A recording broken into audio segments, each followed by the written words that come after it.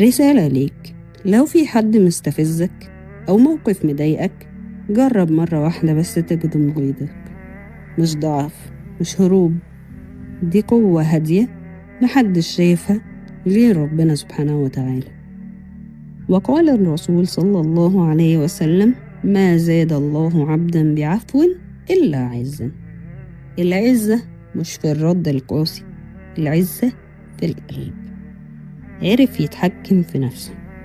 ممكن ما تسامحش دلوقتي، وممكن لسه زعلان، بس على الأقل ما تزودش الوجع.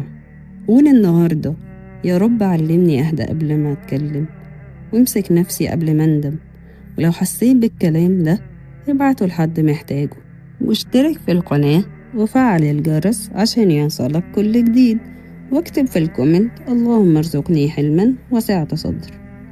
اللهم اهدنا لأحسن الأخلاق، لا يهدي لأحسنها إلا أنت، واصرف عنا سيئها فإنه لا يصرف عنا سيئها إلا أنت. وخلقنا بأخلاق القرآن والرسول صلى الله عليه وسلم. اللهم اجعلنا ممن يكظمون غيظهم، وممن يعفون، وممن يكون من المحسنين ويرحمون. واجعلنا متحابين غير متشاحنين، حامدين شاكرين راضين يا رب العالمين.